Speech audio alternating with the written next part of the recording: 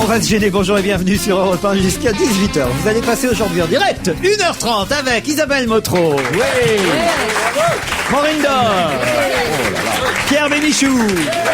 Philippe Alfonsi. Christophe Lévesque. Bravo.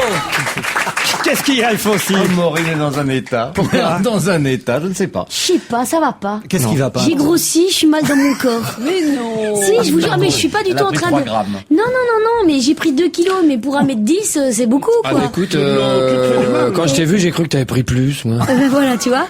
Et je me sens mal dans mon corps. Mais non, arrête de dire que tu es mal dans mon corps, maintenant on va te proposer d'expertiser. Enfin, Venez courir avec moi de temps en temps, ça va peut-être vous faire du mais bien. non, il paraît, on m'a dit que si on voulait maigrir en courant, ça prenait au moins 4 mois. 4 mois, tu cours pendant 4 mois. Ça sert à mais rien de arrêtez, courir. si tu t'y prends Ça sert à tous rien les- de courir pour maigrir. Moi, à chaque fois, je vois des gens courir, ils sont gros. Justement. Parce que c'est ceux qui sont gros qui courent, tu vois. Bon, une fois passé ce petit problème de poids... Ça tout va aller très bien. Bon, bah parfait. Mais il paraît que ça se perd difficilement, hein, chez les femmes. C'est vrai? ah bah oui, surtout après ma dans les godasses, hein, déjà que t'as le cul.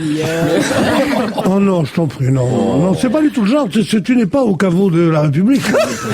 Ça y est. C'est vrai, il y a longtemps que je t'avais pas vu, toi, vieux singe. Tu me dis vieux singe, espèce de petit goré. Bon, dites, on n'est pas couché, hein. Ben là, oui. On va se gêner, là, On ici. sait plus où on est maintenant. Ah, t'es là, Laurent, ça va? Bonjour Christophe Lévesque. Un petit bonjour qui vient de Malaisie, où je suis expatrié, me dit Guy. Je vous écoute en différé parce qu'à l'heure où vous parlez, je dors. J'ai bondi l'autre jour quand Philippe Alfonsi a fait une énorme erreur de traduction à propos du livre de vendredi dernier. Je le cite, quand il parle de rat race, il traduit en disant race de rat, alors que le premier sens du mot race en anglais, c'est course en français, c'est donc la course du rat et non pas la race de rat. Et en plus, il a raison, dis donc. Ah ben voilà. D'Indonésie, il a raison. Malaisie. Moi qui suis un rapatrié de Paris, je peux te dire que il a raison. Hein, vraiment. Un rapatrié, vous voulez dire, Un hein? rapatrié, oui. C'est tout à fait vrai. Oh, je sens que ça va voler haut, là. Je vais pas réussir à tout comprendre. Elle était bien celle-là, hein, Pierre Bénichou. Les bonnes et nouvelles, surtout. Oui. L'almanach Pierre Bénichou sortira pour l'année prochaine. J'ai écouté votre émission mercredi 20 septembre dernier. L'une des participantes, Maureen Dor, est apparue à l'antenne dégradante vis-à-vis des femmes de 50 ans en se vantant de faire une taille 36. Tiens, ça tombe bien.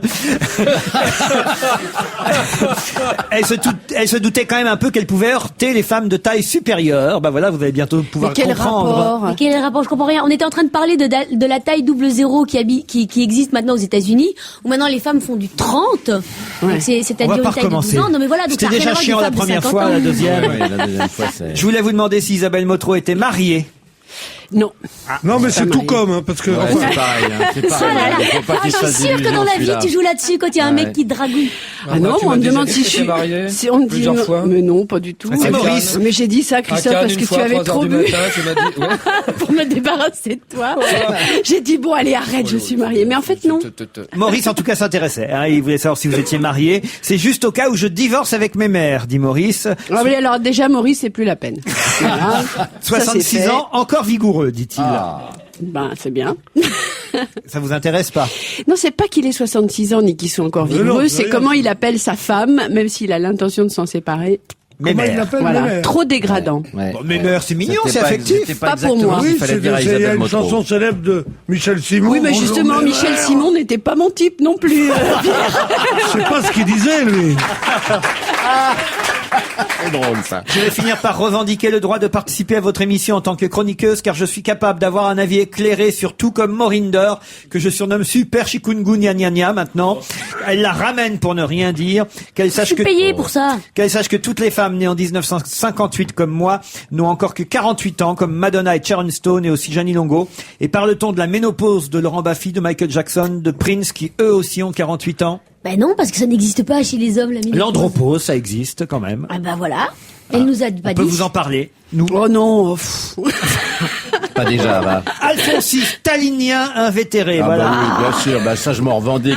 C'est Marcel qui écrit. N'oubliez pas que Vive c'est Marcel. nos impôts, à nous travailleurs et retraités du privé, soumis à la réforme des retraites, qui payons le déficit abyssal des retraités des cheminots.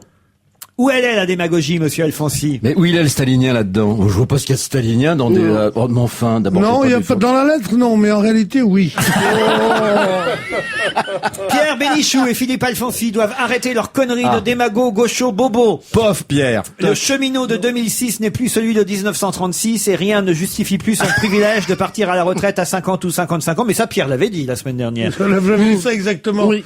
Si elle a les oreilles bouchées, c'est un mec ou c'est une frangine? Tu vois, tout de suite, il dit si elle. C'est Thierry. C'est Thierry? Bah ouais, Ah, il pour moi, débouche c'est les une frangine, ce mec-là. Monsieur Alfonsi a raison, le débat des retraites est démagogique. A-t-on entendu un seul homme politique parler des émoluments à vie et donc des retraites des ex-parlementaires? Aura-t-on le courage de dire que les avantages de certaines catégories seulement de fonctionnaires n'étaient qu'une compensation et un prétexte honteux pour justifier des rémunérations peu attractives pour des tâches bien peu épanouissantes, pénibles et répétitives? Et surtout, j'en peux plus. Alors, Alfonsi. Réponds. Ah ouais, stalinien, quoi d'autre? Ah non, mais là, on dit que c'est bien. Je soutiens Maureen Dor contre les deux énergumènes puants d'arrogance et de certitude que sont Alfonsi et Bénichou. Il est regrettable aussi de constater que Lamotro et Alfonsi, toujours si prompts à s'élever contre toutes les formes d'injustice, ne trouvent rien de positif à ce projet d'augmenter l'âge des retraites pour les fonctionnaires. Vous aussi, vous êtes mêlés à l'affaire. Oui, moi aussi, je suis mêlée à l'affaire et pourtant j'ai tout fait pour pas en parler. Allez, votez car je trouve Sarkozy, que qui ça nous n'est pas fout le la lieu. paix. Alfonsi, Oh là ta là. gueule! Je suis bien content de pas être venu depuis un moment. Ouais. Oui, ça. tu sais, tu nous as manqué. Démago, Alfonsi, c'est vous, c'est le discours que vous tenez. ça, Les c'est Français vrai. en ont marre, tout simplement, de voir que leur argent sert à garantir les privilèges d'une petite minorité. Voilà. D'abord, les retraites, c'est pas l'argent des impôts. Qu'est-ce que c'est que ces conneries? D'abord, les il faut- retraites, c'est pas l'argent des impôts. D'abord, ils disent n'importe quoi, ces mecs. Mais n'importe quoi. faudrait savoir qui ça, vote il- Sarkozy et qui nous fout la paix. Allez, hop. Il faudrait Alors, savoir justement, ça. La barbe. Et Justement. il faudrait aussi qu'ils puissent dire, garantir l'argent des impôts, ce qui n'est pas l'argent des impôts, servirait aux retraites d'une petite minorité. Eux qui crient tout le temps qu'il y a trop de fonctionnaires, c'est une petite minorité, ça ne ferait pas grand mal, n'est-ce pas? Alors des fois, je suis vache.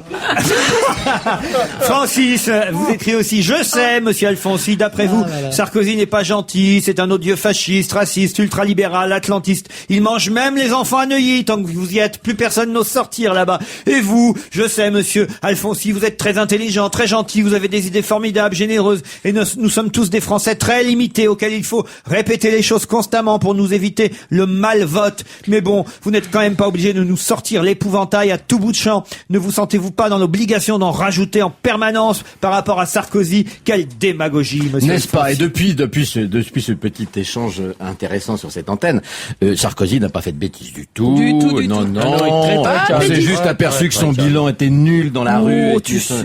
Et que là. Oh, tu dis ça, t'es vache. Là, tu chipotes. Ah, Démago, il y a mais un qu'il tout est petit peu plus stalinien, lui. Ah, bon, un petit peu plus de voyou qu'avant, mais c'est la faute des juges, c'est pas de sa faute à lui. Non, oui, non, bien non, sûr. non, non. Non, il est gentil, ce T'as mec. bien une D'abord, il a tête- des grandes oreilles, j'aime bien les gens qui ont des grandes oreilles. Ah oui. Ah oui, oui, oui. J'adore les éléphants. Oui, bien sûr. Mais vous avez pas vu, il a des oreilles formidables. Le prince J'adore Charles, ce un peu mec. comme le prince Mais Charles. oui, mais voilà, c'est la race des Comme éléphants. Christophe sympathiques. Alévèque. Alfonsi, tu sais Oh, bien j'ai des qu'ici, on ne oreilles se moque parfaites. pas du physique des gens. Ah, c'est vrai. Et tu Mais je devrais me t'en moque pas, je dis que c'est féliciter. bien. Je dis que c'est Pardon bien, moi, que j'aime ça. Je me moque pas. Oui, enfin, il y avait de l'ironie. Allez, on se retrouve après la pub, à tout de suite. 16h30, 18h, on va se gêner sur Europe 1.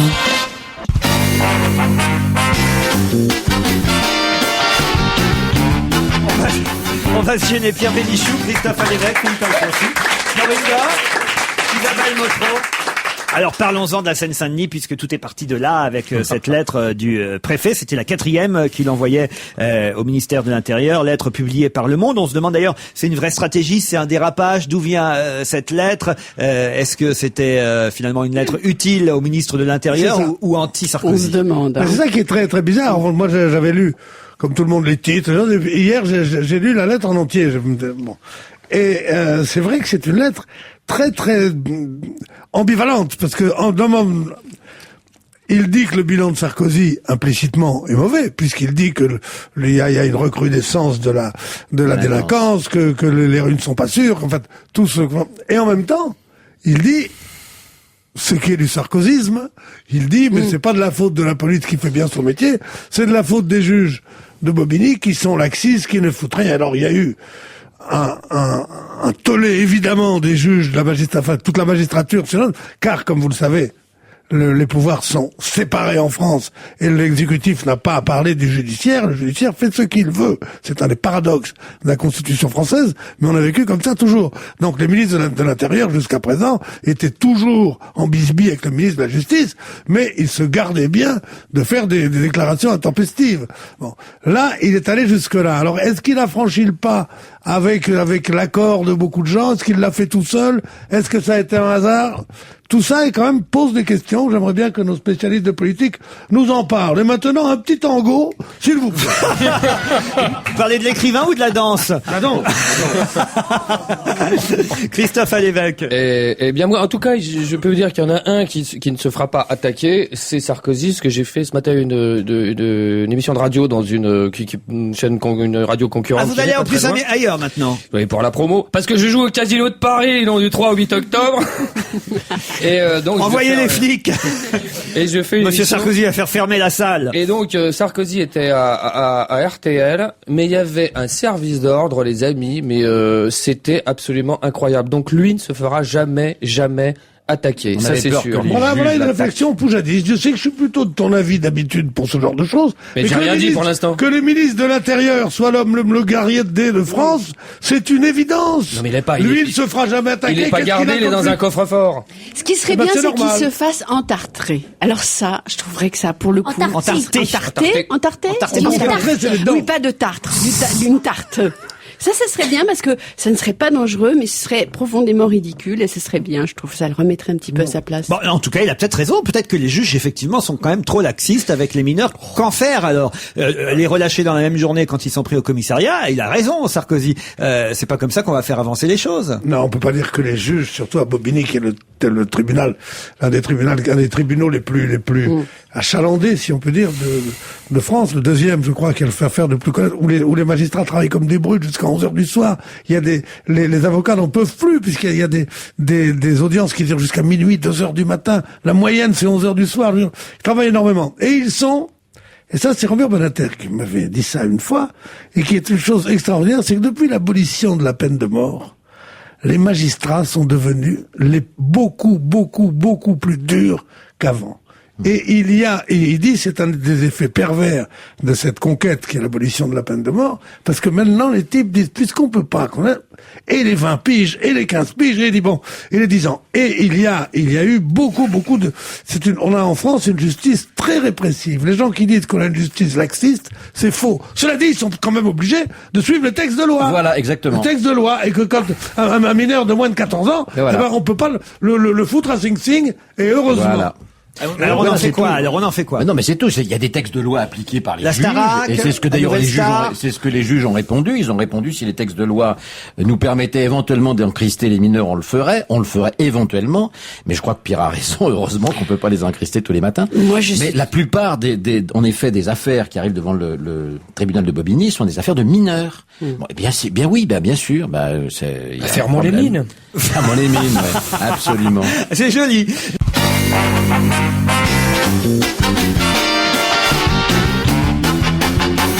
Christophe Alévèque, Maureen Dor, Pierre Bénichou, Philippe Alfonsi, Isabelle Motro. On peut peut-être parler de Lionel Jospin, parce que vous savez qu'il entretient toujours le mystère. Pourtant, hier soir, il était encore il faut bien qu'il entretienne quelque chose.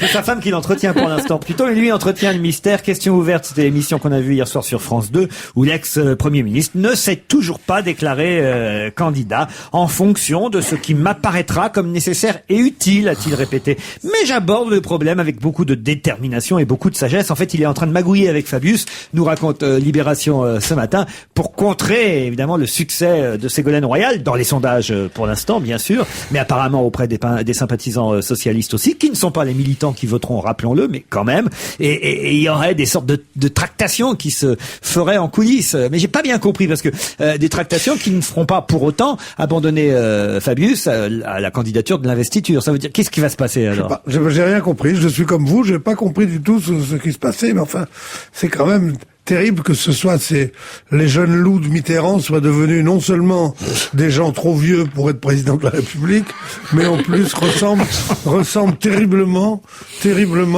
aux vieux politicards de la troisième, quoi, les radicaux qui font un apparentement avec la gauche démocratique et qui dit oui, mais le MRP n'est pas mauvais. Enfin, c'est devenu terrible. Fabien, c'est pas très vieux quand même, vous exagérez. C'était le Premier ministre le plus jeune de France, je crois. Non, mais je veux dire.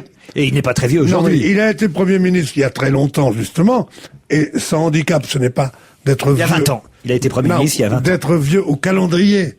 C'est que les jeunes gens disent, depuis qu'on regarde la télévision, on le voit en chef politique, il y en a marre. C'est ça le drame de tous ces gens-là. C'est qu'ils ont commencé trop jeunes.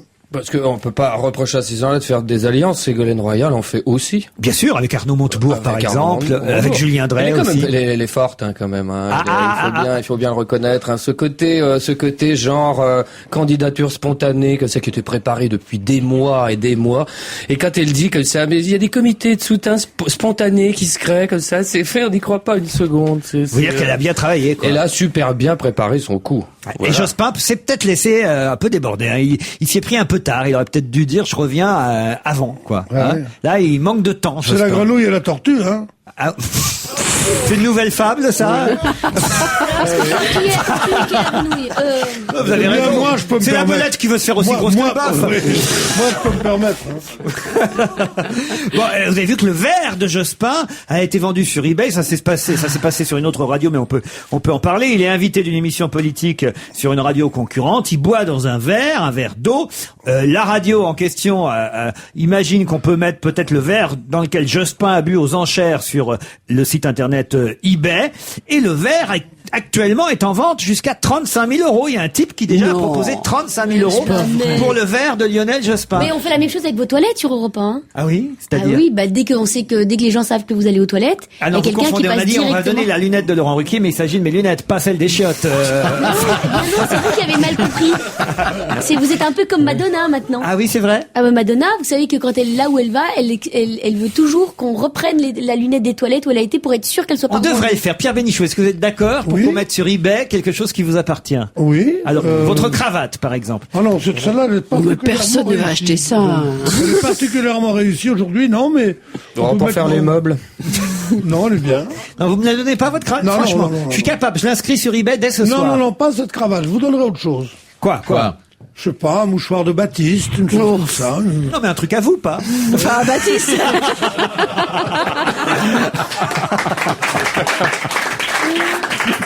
Qu'est-ce que j'ai d'autre? Vous avez vu quand même tous ces Français qui se sont précipités, il faut dire que ça valait le coup, pour avoir un billet SNCF à 5 €, 200 000 billets disparus, des centaines de personnes qui faisaient la queue au guichet des grandes gares.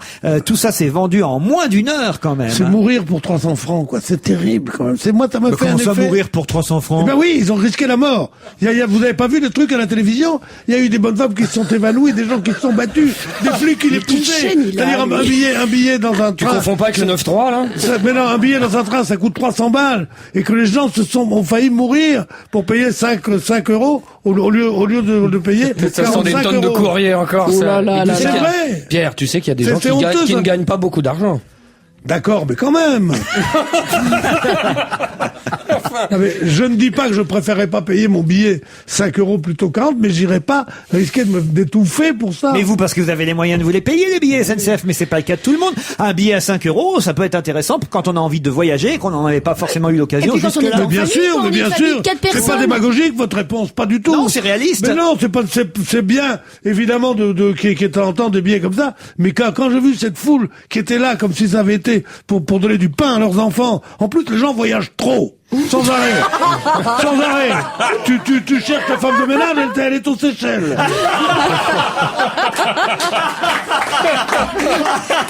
Vous voyez, là, c'est mieux, là. Vous me poussez dans mes derniers tranchements. Vous me poussez dans mes derniers tranchements. C'est vrai que c'est vrai que dans un pays aussi riche, qu'on dit aussi riche que la France, que des gens soient réduits à se battre pour économiser. C'est symptomatique, c'est symbolique. C'est ça, voilà. C'est tout ce que je voulais dire. Vous avez trouvé le mot. On se retrouve après le flash de 17h. À tout de suite. Laurent Ruquier et toute sa bande, jusqu'à 18h sur Europe 1.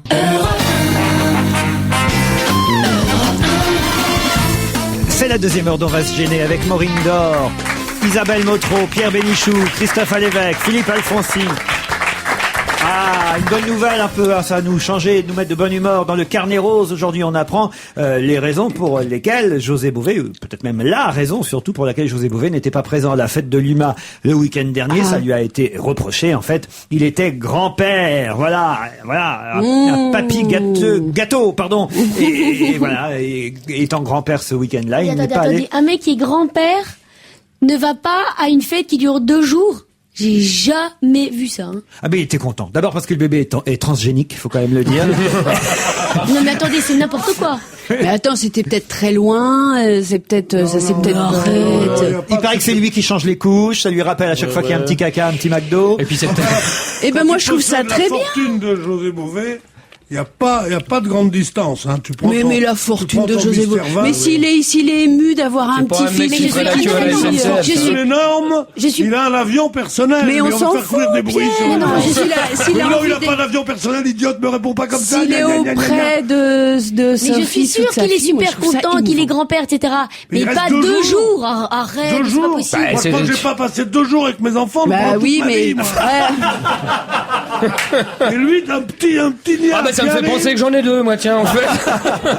Moi, j'ai reçu leurs photos l'autre jour, j'ai pas eu le temps de les regarder. Il y en a un qui est blond. ça je vais à peine regarder. Mais je les appelle gamins, maintenant, moi. C'est vrai, un grand-père peut avoir envie de rester auprès de son... Non, c'est pas vrai, non. Non. D'abord parce que la belle-fille, elle en veut pas du grand-père pendant 2 jours à côté d'elle à la maternité. Ou sa fille. Aucune fille, belle-fille veut de sa famille ou belle-famille pendant 2 jours à la maternité. Oui, voilà, c'est pas possible. Pour qu'il casse sa pipe, oui, c'est tout. Non, mais c'est vrai que vous avez peut-être raison. Vous avez raconté l'histoire du mec le petit garçon qui est à table un dimanche avec toute sa famille? Non. Et tout d'un coup, il prend la pipe de son grand-père, il la fait tomber par terre, il commence à la piétiner comme un fou. Et son père lui dit, mais espèce de petit malheureux, qu'est-ce que tu fais? Il dit, c'est maman. Il dit, comment c'est maman? Ça veut dire quoi? Il dit, oui, maman, elle m'a dit, quand Pépé cassera sa pipe, on achètera une voiture.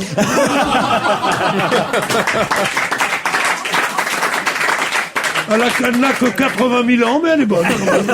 Alors, il y a des enfants, justement, assez étonnants. On a entendu tout à l'heure une affaire dramatique d'un enseignant condamné pour avoir violé un de ses élèves de 15 ans. Mais alors là, c'est encore plus effarant ce qu'on peut dire, parce que ce sont des enfants entre eux, mais pas n'importe quels enfants, des enfants de maternelle. Dans le Figaro, peut-être vous avez lu ça ce matin, 4 élèves exclus de l'école maternelle pour caresses déplacées vis-à-vis d'une petite fille âgée de 4 ans et demi. Est-ce que c'est possible? Bah écoutez, moi ça me fait penser au livre de Howard Buten, Quand j'avais 5 ans, je m'ai tué. Où on dirait que les enfants, on prête parfois aux enfants des intentions. Je ne connais pas ces petits enfants, je ne sais pas ce qu'ils ont fait, mais peut-être qu'ils ont joué au docteur et qu'ils voulaient toucher la zigounette ou je ne sais pas quoi. On doute que c'est ça, un geste déplacé. En effet, ça doit être vouloir toucher la zigounette. Oui, mais c'est pas pour ça qu'il faut qu'ils ont fait quelque chose qui pour eux-mêmes est atroce, si tu veux, qu'ils ont fait un truc en faisant mal, quoi. Ah bon, mais on ne peut pas dire qu'il faut les condamner. On dit que c'est un fait nouveau, que en général, ce genre de truc existait vers 12, 13 ans, 30 ans. Mais jamais! Je te dis, le bouquin de Howard Buten.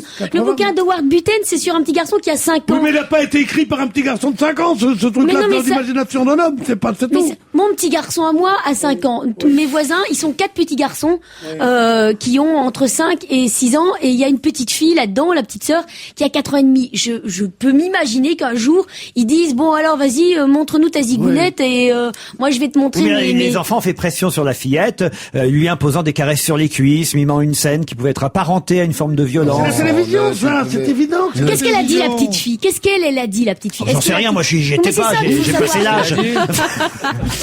Qu'est-ce qu'elle a dit? Avant, il y avait des gestes furtifs. Maintenant, il y a des scènes instituées parce qu'ils voient ça à la télé. Il y a beaucoup d'adultes qui voient beaucoup de choses qu'ils devraient pas voir à la télé non plus. Il y a beaucoup d'adultes qui voient beaucoup de choses qu'ils ne devraient pas voir à la télé et que peut-être ils interprètent mal ce qu'ils voient dans la vie. Les adultes, la seule chose importante, c'est les enfants dans la vie. C'est évident. Donc, si on pense que les enfants voyant des scènes d'amour, machin à la télé, reproduisent ça à 4 ou 5 ans, c'est dramatique. Mais non, ils le font sans méchanceté. Mais c'est dramatique de les mettre en prison, mais arrête. Non, mais ils vont pas en prison. Moi, je les aurais mis en prison, tu vois. Mais non, mais ils ont été exclus. C'est le laxisme que des gens qui ne les mettent pas en prison. Mais tu penses que des petits gamins, mais moi, j'aurais passé ma maternelle exclue, moi.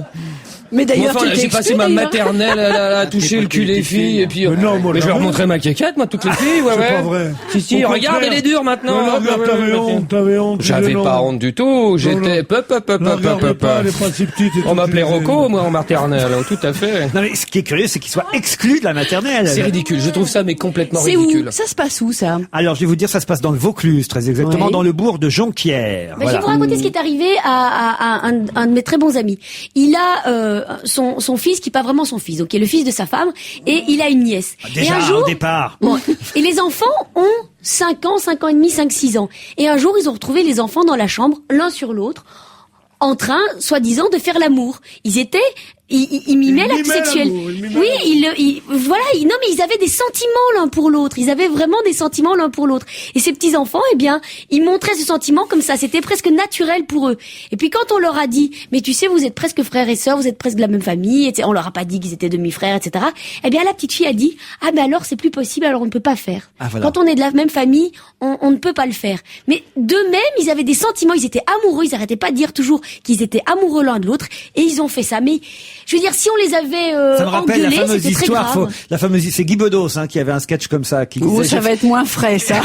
j'ai fait l'amour avec ma sœur, elle m'a dit, oh, tu fais mieux l'amour que papa. J'ai répondu, je sais, maman me l'a déjà dit. Je cite Guy Bedos. C'est un peu moins frais, c'est vrai. Oui. Un petit peu moins. Voilà, c'est ce que je voulais dire. Non, Philippe Alfonsi, qu'est-ce que Oui. vous en pensez? Vous n'avez rien dit sur ce Parce sujet. que je pense en effet que Maureen a raison, c'est prêter des sentiments à des enfants qui n'ont pas vraiment. Enfin, je veux dire, ils ont fait ça par.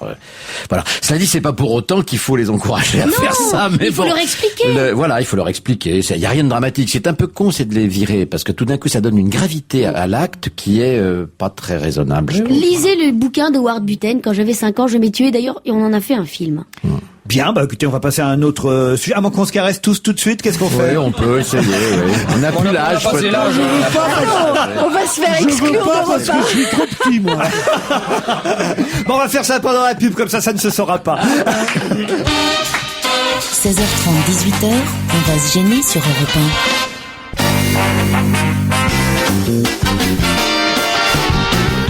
1. Alfonsi, Bénichou, Alévèque, Motro, Maureen Dor. Et alors, vous avez tous entendu parler, on a évoqué cette affaire cette semaine, entendu parler de cette femme à qui on a greffé, enfin plus que greffé, mis un bras bionique, et ça fonctionne, on a vu les images à la télévision. Il fallait qu'on en sache plus, ça se passe à Chicago aux États-Unis, et nous avons envoyé Jean-François Derek sur place, en direct de Chicago. La femme au bras bionique, vous l'avez rencontrée, Jean-François? Oui, bonjour Laurent, bonjour à tous. Eh bien, effectivement, comme vous le disiez, je viens de passer une journée avec Claudia. Elle s'appelle Claudia, la femme au bras bionique. Alors c'est absolument impressionnant, elle peut tout faire, éplucher des légumes, faire le ménage, faire la vaisselle, enfin tout ce que doit savoir faire une femme moderne, quoi, vous voyez. Elle est devenue une vraie femme, vous voulez dire? Si je ne vais pas offrir un bras bionique à ma femme. Et pourquoi, votre femme est amputée, elle? Ah non, pas du tout, mais peut-être que ça lui redonnera le goût de faire la vaisselle. N'importe quoi, franchement, soyez pas macho comme ça, dites-nous plutôt quel est le principe exact du bras bionique. Est-ce que c'est vraiment révolutionnaire? Ah bah oui. Alors bon, pour simplifier, disons, les électrodes de son bras bionique sont branchées directement sur les terminaisons nerveuses. Donc il suffit qu'elle pense et ça se transforme en mouvement. C'est formidable. Bon, alors attention, c'est pas entièrement au point. Il y a des ratés. Hein. Par exemple, hier, elle a voulu m'enlever un point noir et je me suis retrouvé avec le nez cassé et 12 points de suture. C'est une question de réglage, ça, évidemment, il faut un peu de temps, hein. Mais il y a quand même beaucoup d'avantages, j'imagine. Évidemment. Alors déjà, on n'a plus mal au bras. Pour le baby-foot, par exemple, c'est génial. Puis alors, pour les travailleurs manuels, il y a des kits de prévus. Ah oui? Oui, par exemple, un mécano chinois, par exemple, eh bien, il peut se changer les embouts et se mettre directement des clés de 12 à la place des doigts. Non, il y a des inconvénients, j'imagine. Ah oui, alors bon, bah il y a le bruit, hein, parce que c'est quand même, il y a 6 moteurs, des pignons, des pistons hydrauliques. Alors j'ai enregistré quelques bruits là. Je vais vous en faire entendre un.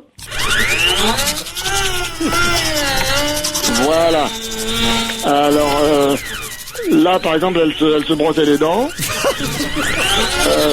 Un autre bruit. Voilà. Alors là, elle caressait un petit chat. Et encore un dernier, si vous voulez. Voilà, là, il serrait la main de son voisin. Évidemment, ça fait quelques nuisances sonores. Oui. Puis en plus, ça doit être un peu cher quand même. Ah oui, voilà, c'est ça le problème, $70 000. Alors, c'est sûr que pour faire la vaisselle et éplucher des patates, je sais pas si on s'y retrouve. Hein. Mais ça va sûrement baisser, c'est comme pour les magnétoscopes et les lecteurs de DVD au départ, je suis sûr. Ah oui. Est-ce que vous avez pu rencontrer ce fameux chirurgien qui a... Oui, bien sûr. Alors, je lui ai demandé s'il avait en projet d'autres membres bioniques, si vous voyez ce que je veux dire. Oh, je vois bien le genre de membre auquel vous pensez, oui, Derek, oui. Et alors il travaille dessus effectivement. Alors vous savez pas ce que j'ai fait. Bon, je ne devrais pas vous le dire, mais on est entre nous. Ce matin, j'ai fait croire à Claudia que le docteur venait de le mettre au point et qu'il voulait qu'on l'essaye tout de suite. Alors que vous n'aviez évidemment pas encore votre sexe bionique. Eh ben non. Alors vous avez couché avec cette femme. Eh ben oui. Et alors vous n'avez pas eu honte? Eh ben non. Comment elle a réagi? Eh ben vous savez pas, elle m'a dit, on dirait presque un vrai. Ça fait plaisir quand même, non? Jean-François Derek en direct de Chicago, on vous retrouve lundi? Eh bien, à lundi, si vous le voulez bien.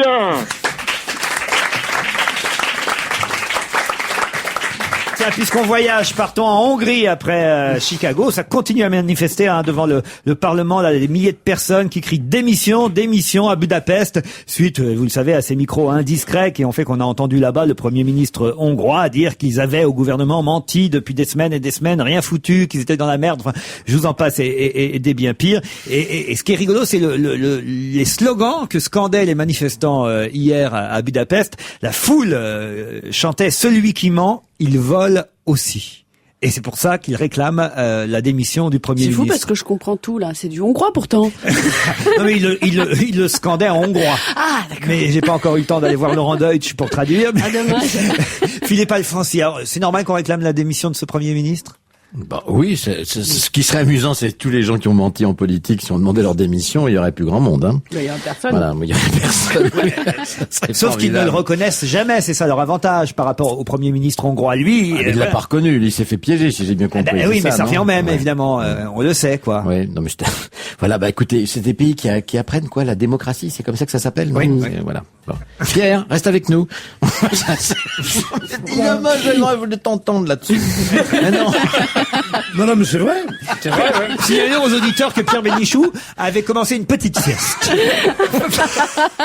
Mais non. Non, ça ne t'intéresse pas, Pierre. Mais c'est pas ça, c'est qu'il se concentre pour savoir quoi En fait, répondre. il était en train d'être zen, de se concentrer, parce que Pierre est bouddhiste et de temps en temps le Budapest.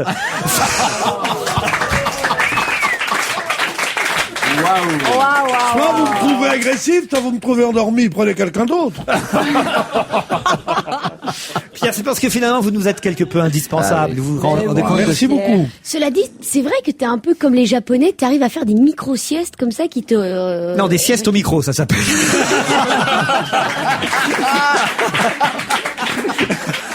Non, mais là, ne dites pas ça, les gens vont le croire.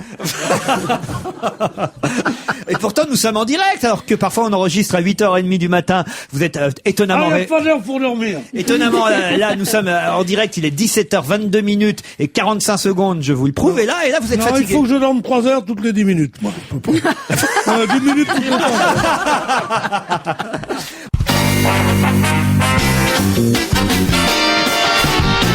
Pierre Bénichou, Christophe Alévèque, Philippe Alfonsi, Isabelle Motro, Maureen Dor et le livre de la semaine.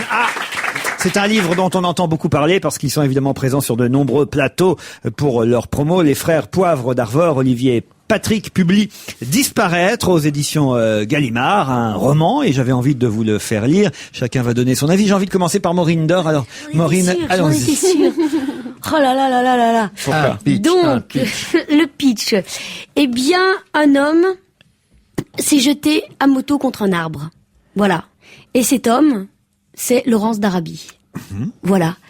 Et en fait, Laurence d'Arabie est dans une sorte de coma ou je ne sais pas quoi. Bref, il arrive encore à penser. Et il pense à ce qu'a été sa vie et il pense aux gens qu'il voit une dernière fois, une infirmière qui s'occupe de lui, des détectives qui tournent autour de lui, etc. Voilà, ça c'est pour moi le livre.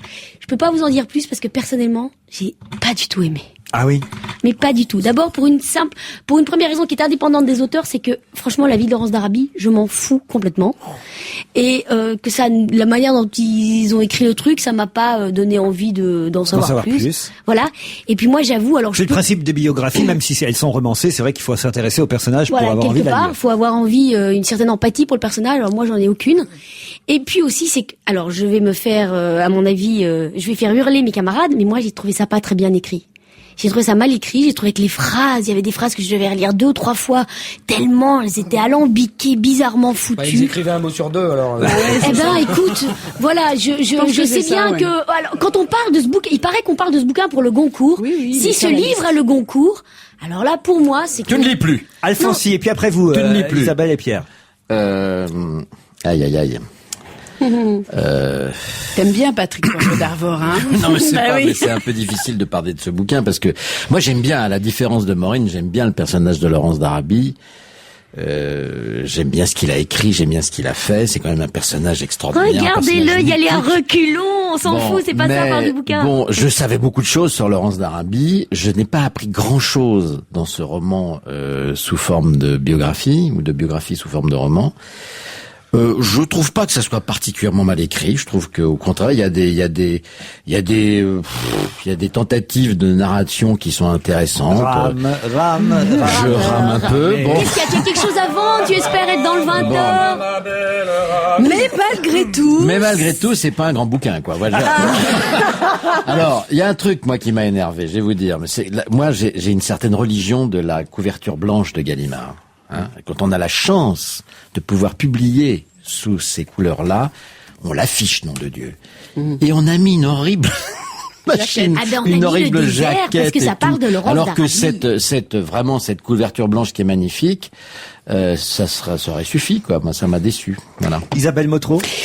Je pense que ça aurait été mieux il n'y avait pas été 2. Parce que moi, j'ai eu souvent cette impression, comme disait Maureen, c'est pas tellement que ce soit mal écrit, c'est que c'est surécrit. Je sais pas comment le dire. C'est-à-dire que, on a l'impression de phrases qui n'en finissent pas, comme si, effectivement, il y a un style, puis un autre style qui se surimpressionne. Tout ça est un peu flou. Et, moi, j'ai eu l'impression qu'en fait, ils étaient vraiment 2 à avoir écrit. Et que, au fond, ils n'étaient pas forcément d'accord avec ce qu'avait écrit le précédent ou le suivant. Je sais pas comment ils font, s'il y en a un qui écrit un chapitre et l'autre. Mais on a vraiment, c'est un peu, il y a une espèce d'impression de flou qui est évidemment surlignée, si j'ose dire, par le fait que c'est un puzzle. C'est-à-dire qu'il y a plein de points de vue différents. Il y a le point de vue de Laurence d'Arabie qui est en train de mourir.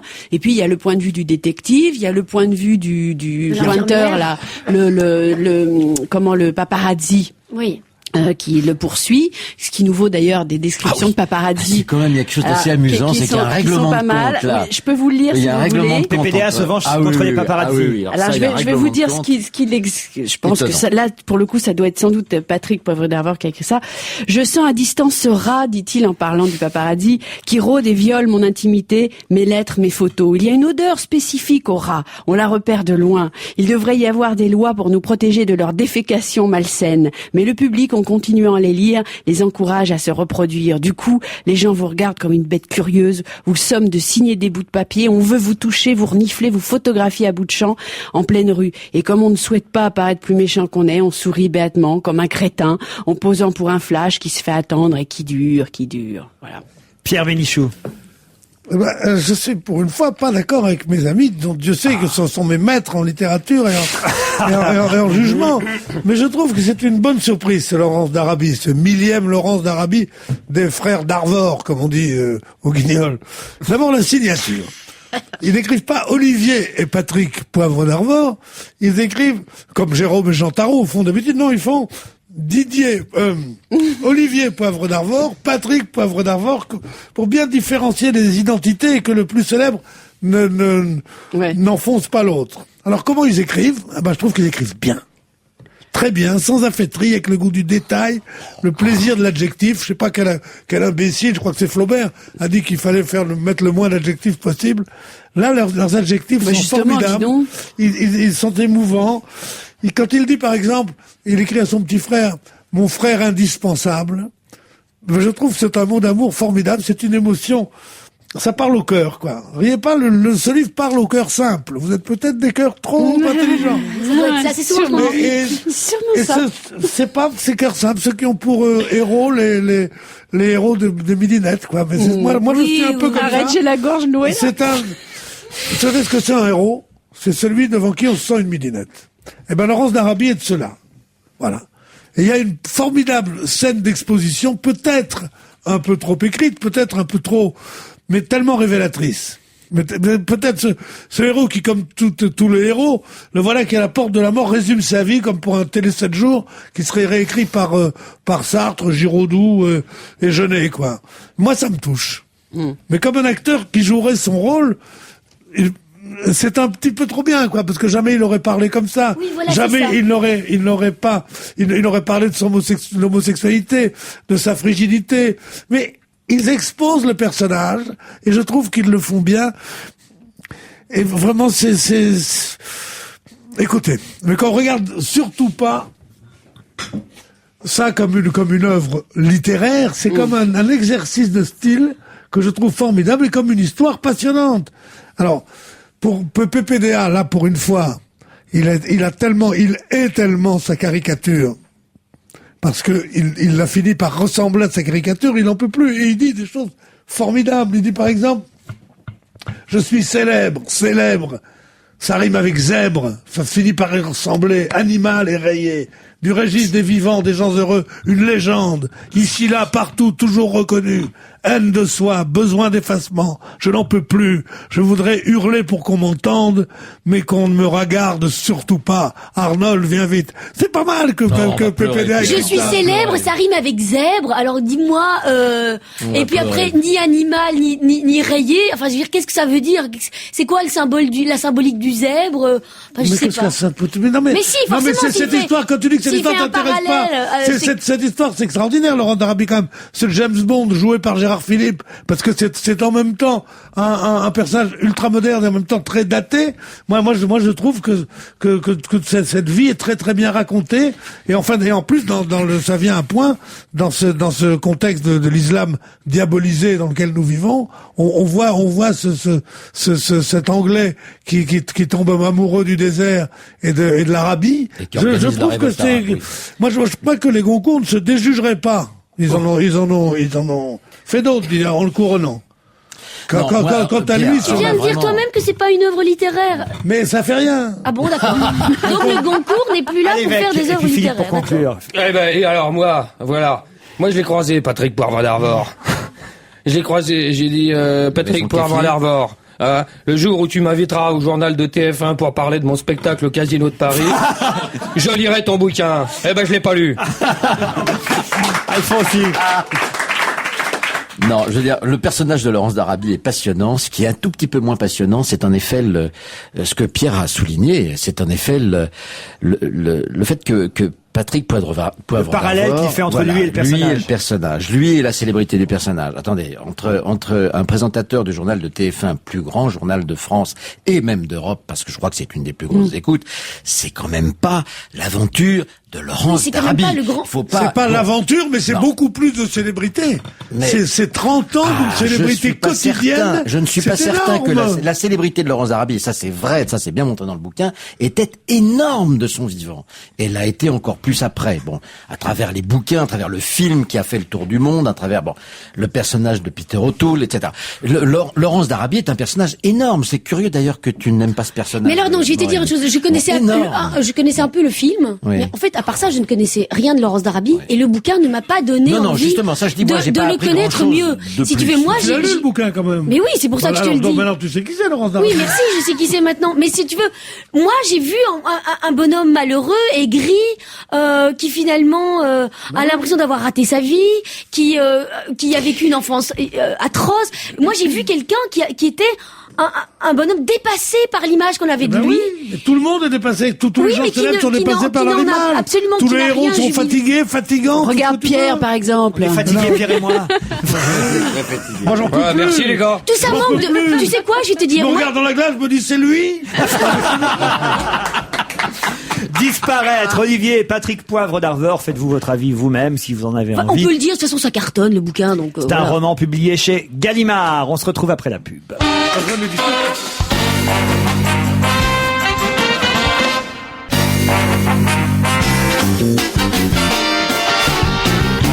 Pierre Bénichou, Maureen Dor, Philippe Alfonsi, Christophe Alévèque, Isabelle Motro et quelques mails, puisque nous sommes en direct ce vendredi après-midi. Les auditeurs ont déjà réagi aux propos que vous avez tenus depuis 16h30 sur cette antenne.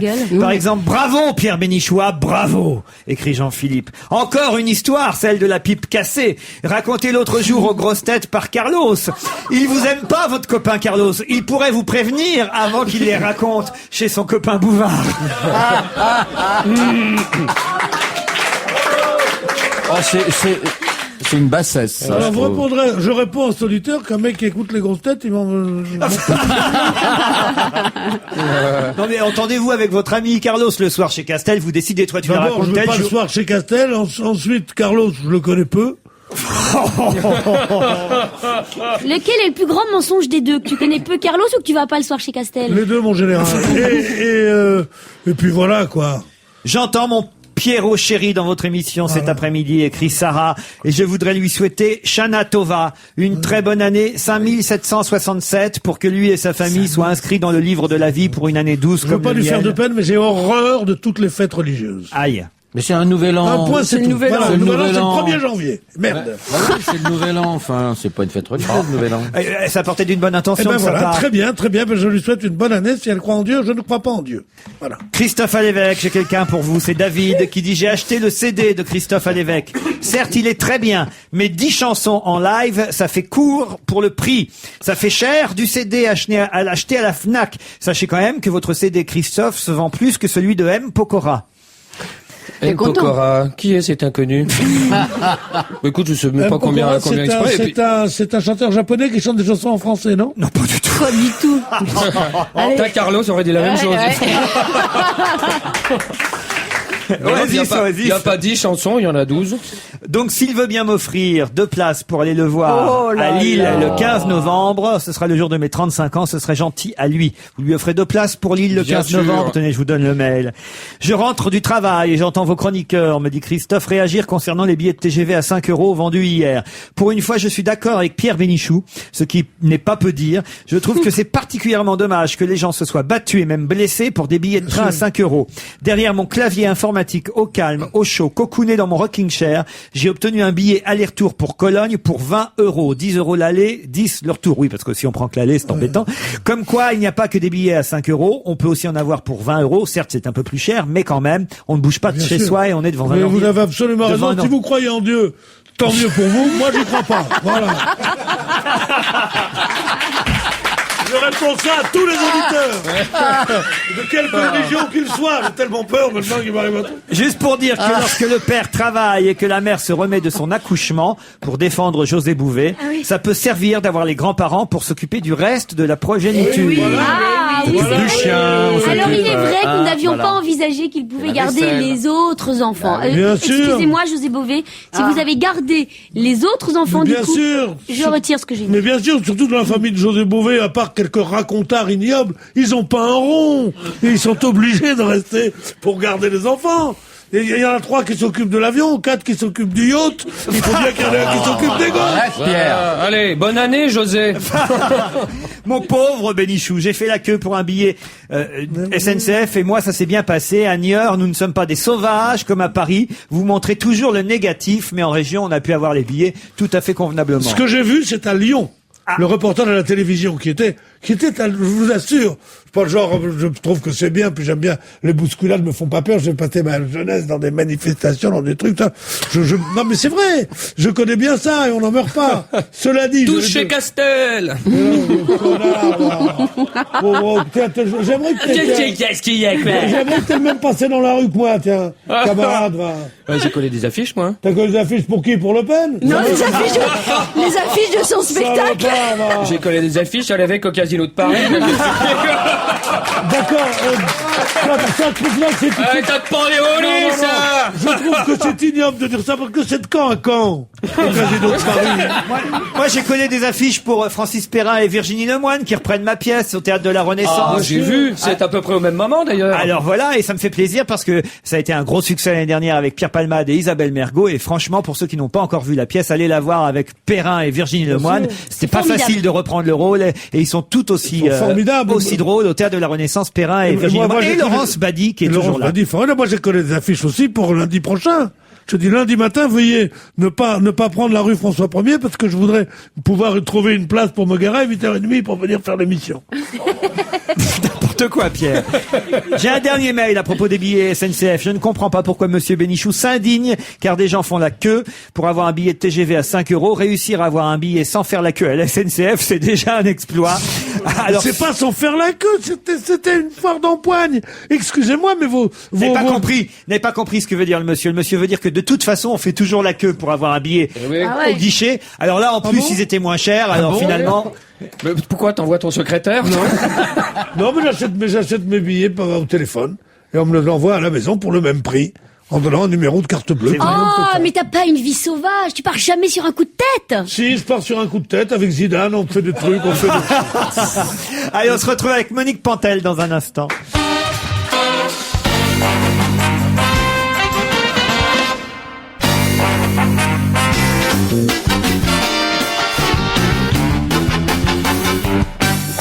Monique Pantel, bonjour Monique. Bonjour. Les films de la semaine, on commence par World Trade Center, le film d'Oliver Stone. C'est bien agréable. J'ai beaucoup dormi. Ah oui. Ah oui, c'était épatant. Parce que quand les deux flics, vous savez, ils vont sous la tour, parce que qu'est-ce qu'ils font? Ils reçoivent la tour sur la tête. Oui. Et pendant 2h10, ils se questionnent. Est-ce que tu dors? Ne t'endors pas. Moi, force de m'entendre ça, je me suis endormie. Mon voisin ronflait, c'était très agréable. C'était calmant. C'est pas très réussi, ce film. Non, pas du tout. Pour voir un bon film sur cette tragédie, il faut voir Vol 93 qui est sorti cet été. Chacun sa nuit, un film de Jean-Marc Barr et Pascal Arnold avec Lizzie Brocheret, Jean-Christophe Bouvet et aussi Valérie Mérès d'ailleurs. Eh ben, il était bien barré, Jean-Marc Barr. C'est son meilleur film. Ah oui? Oui. C'est encore sur les ados qui sont très très à la mode. C'est donc une bande de jeunes qui font de la musique et ils font plein de bêtises.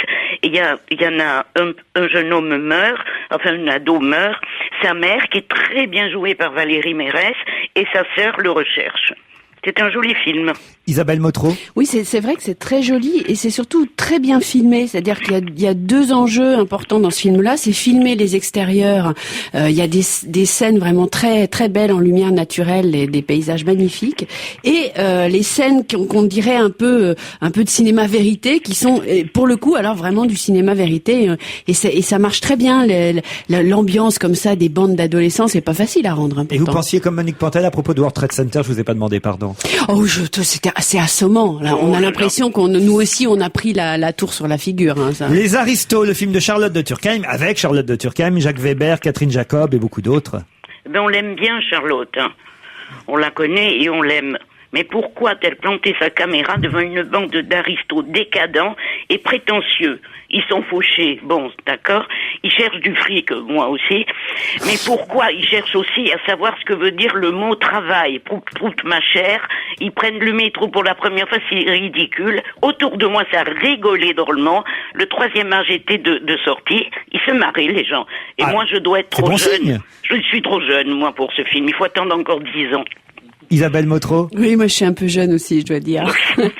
Je trouve qu'il y a des scènes réussies. Il y a un truc vraiment qui m'a beaucoup fait rire, c'est les aristos, parce que c'est différents types d'aristos.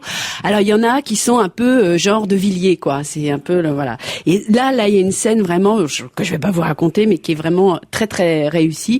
Sinon, c'est vrai que c'est un peu caricatural par moments. Oui, beaucoup. Alors on passe à Président, le film de Lionel Delplanque avec Albert Dupontel et Mélanie Doutet, Claude Rich, Jérémy Régnier.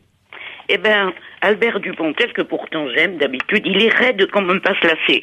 Il faut dire qu'il a dû aussi se paumer dans cette avalanche de magouilles et de trucs qui sont très mal expliqués dans ce film, qui devrait être une très bonne caricature, une satire, une accusation des gens qui nous dirigent, qui nous dirigent. Alors lui, là, le Dupontel, il est télécommandé par Claude Rich, qui est plus machiavélique que personne au monde, et puis surtout, il est pas marrant du tout. Si le prochain président est comme ça, moi j'émigre.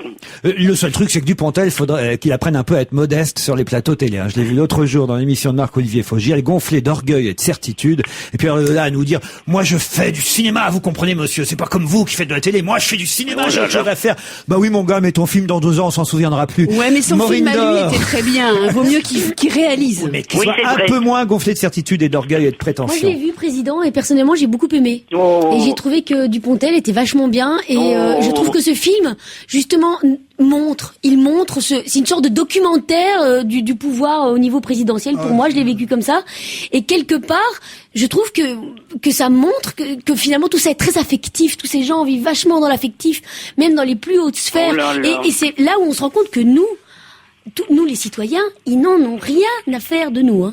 Tout ça se passe entre eux, pour eux, par eux. Et alors le citoyen, il faut signaler quand même les 2 rôles féminins, Claire Nebou et Mélanie Doutet, parce que elles, pour le coup, elles nous font penser tout le long du film, évidemment, à Daniel Mitterrand et à Mazarine. Et c'est vrai elles ont été castées comme il fallait pour qu'on ne pense qu'à elle tout le long du film. Bravo Laurent, c'est tout à fait juste ce que vous venez de dire. Ah oui, c'est vrai, oui Pierre. Oui, vraiment. Oui, c'était plutôt Claude Chirac. Là. Ah non, pas du tout. Mélanie Doutet. Non, mais j'ai pas vu. Mélanie Doutet, elle ressemble comme. J'ai pas vu le film. C'est pourquoi je l'ai pas vu, parce que Dupontel, tout le monde dit tellement que c'est un acteur rare et comme il joue dans 8 films par an, je préfère pas aller le voir pour qu'il reste rare.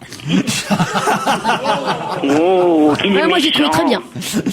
Monique, on vous retrouve vendredi prochain? Oui, avec Pour plaisir. résumer, on va dire que vous avez surtout aimé un film d'auteur, le film de Jean-Marc Barr, Chacun sa nuit, plus que Les Aristos, plus que Président et que World Trade Center. Voilà, bravo. Parfait, à vendredi. À vendredi, au revoir. Quelques petits conseils avant de partir? Oui, moi je voudrais prêcher pour ma paroisse un peu parce que je voudrais j'emploie ça à dessein puisque je voudrais vous collez des affiches en ce moment Je colle des affiches pour l'émission Le Bateau Livre dont je fais partie qui se passe le dimanche matin à l'heure de la messe mais sur France 5 et là on reçoit Isabelle Autissier et Eric Orsena pour Salut au Grand Sud et c'est très bien, c'est Frédéric Fernet. Vous croyez en Dieu, vous n'avez qu'à pas la regarder. Moi je crois pas en Dieu, je la regarderai cette émission. Voilà. Elle est à quelle heure sur France 5? C'est à 10h15. 10h15. Comment voulez-vous que les gens regardent ça le dimanche matin? Ils sont pas couchés pendant la nuit du samedi au dimanche. C'est vrai.